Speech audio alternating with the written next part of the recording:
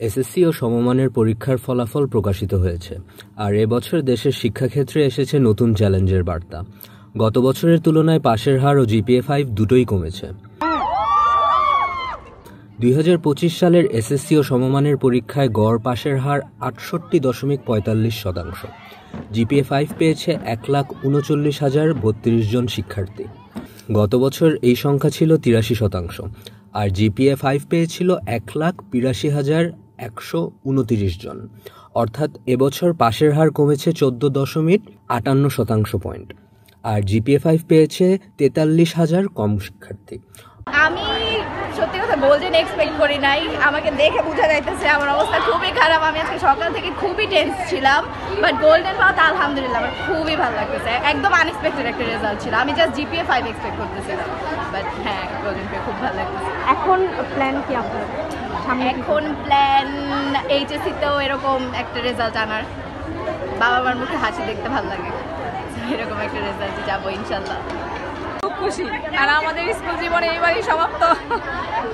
এটা আমার ছোট মেয়ে, স্কুল জীবন আমার সমাপ্ত। 3 মেয়ে এখান থেকে পাশ করে গেছে, 3 মেয়েই মাশাআল্লাহ ভালো রেজাল্ট করছে। আমার ভালো, অনেক ভালো লাগছে। তারপরে প্ল্যান কি এখন প্ল্যান HSC সার্ভাইভ করবো, তারপর প্রবাবলি মেডিকেল অ্যাডমিশন টেস্ট নাইলে লর পরীক্ষা দিতে চাই। আপনার? আমার ডিপেন্ড করে অ্যাকচুয়ালি যে সাবজেক্টের উপর ইন্টারেস্ট আসছে HSC-তে, ডিসাইড করি না। এখন ওর ভাগ্য যেখানে যা লেখা আছে সেটাই হবে। ওর ইচ্ছা আছে ইঞ্জিনিয়ারিং পড়ার। 10 জুলাই আনুষ্ঠানিকতা ছাড়াই ফল প্রকাশ করেছে শিক্ষা বোর্ডগুলো। এবার মোট পরীক্ষার্থী ছিল 11,36,579 জন, উপস্থিত ছিল 19,08,086 জন, আর উত্তীর্ণ হয়েছে 13,03,426 জন। এছাড়া মোবাইল থেকে SMS এর মাধ্যমেও ফলাফল জানা যাবে। এসএসসি লিখে বোর্ডের প্রথম 3 অক্ষর, রোল নম্বর ও বছর লিখে পাঠাতে হবে 16222 নম্বরে। ফিরতি মেসেজেই মিলবে ফলাফল।